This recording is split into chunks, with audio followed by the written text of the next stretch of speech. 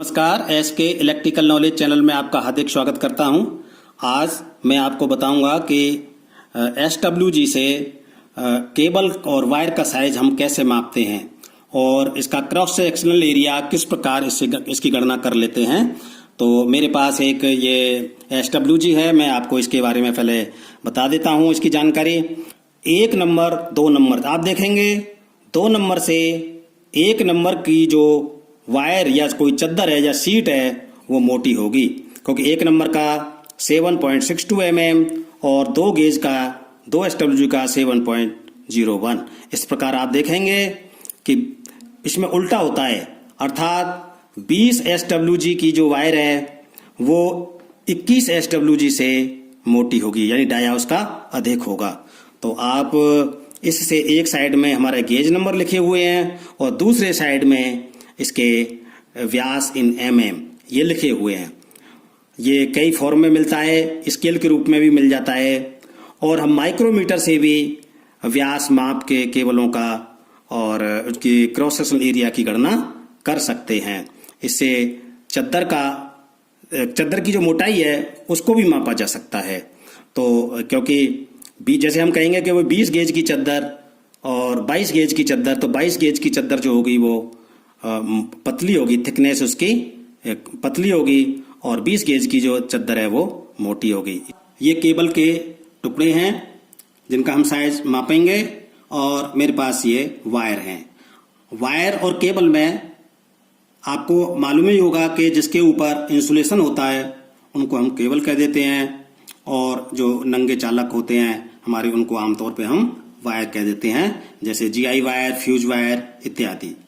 तो आइए अब हम इसका मेजरमेंट करते हैं। तो सबसे पहले मैं एक सॉलिड कंडक्टर केबल इसका मैं साइज नापता हूं।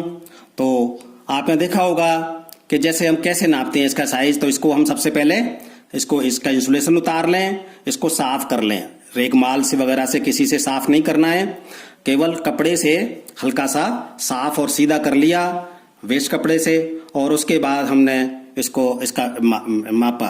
तो हम देखते हैं कि यहाँ पर लूज है ये और इसमें यहाँ पर ये सही आ रहा है, इसमें ये टाइट है। तो इसका मतलब इसका 16 नंबर गेज है, इसका 16 नंबर गेज है। तो इस वायर का 16 नंबर गेज है। मैं यहाँ पर लिख देता हूँ इसका 16 नंबर गेज, 16 SWG। और इसका जो व्यास है 16 गेज का हम देख लेंगे कि इसका पीछे 1.63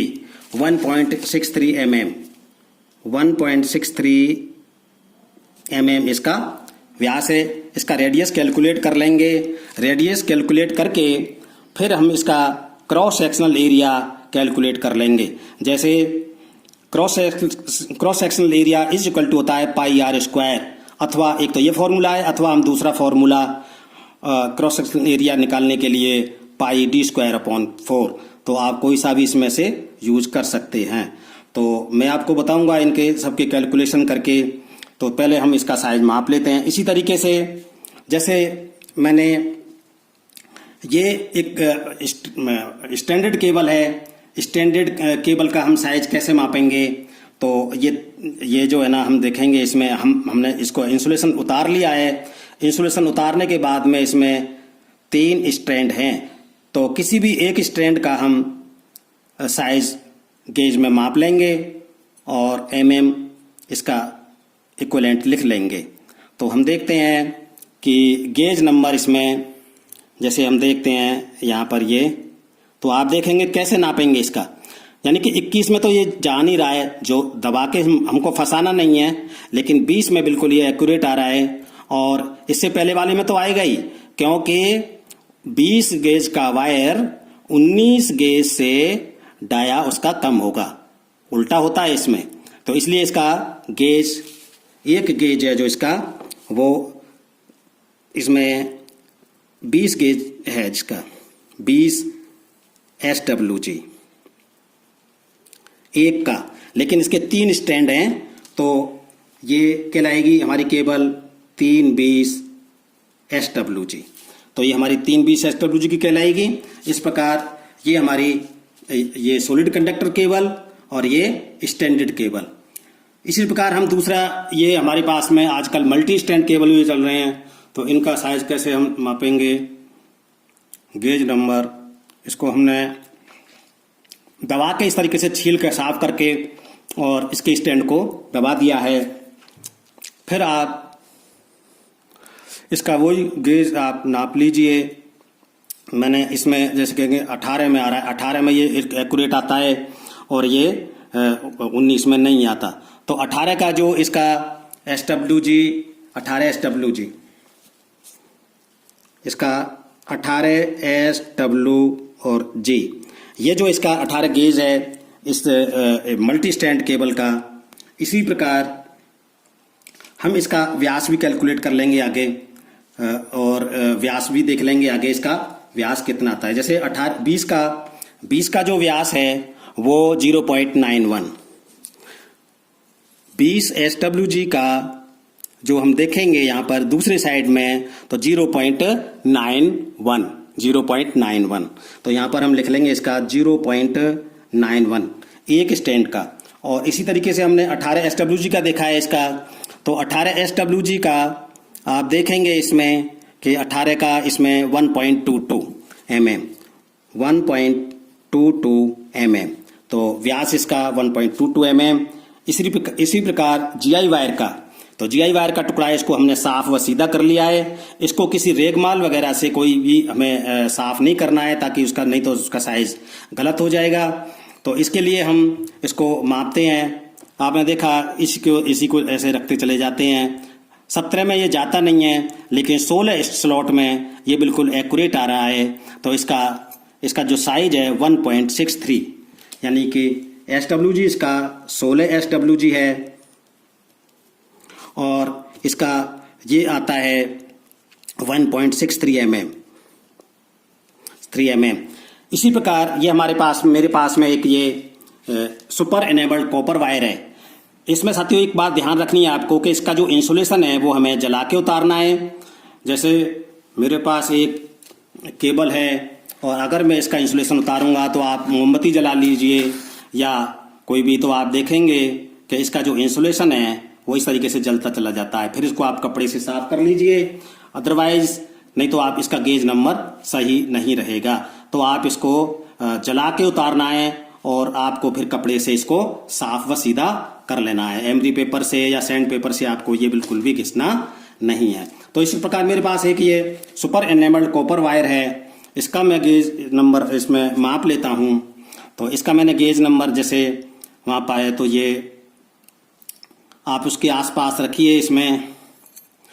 जैसे इसका गेज नंबर लगभग 22 में नहीं आ रहा है, फिर ये 23 में आता है और 24 में ये नहीं आता। 24 स्लॉट में, उससे नेक्स्ट स्लॉट में नहीं आता, लेकिन ये 23 में आता है। तो ये 23 जो स्लॉट है इसका 23 गेज है, 23 गेज का 0.61, तो इसका ये साथियों आता है 23 SWG, 23 SW और G।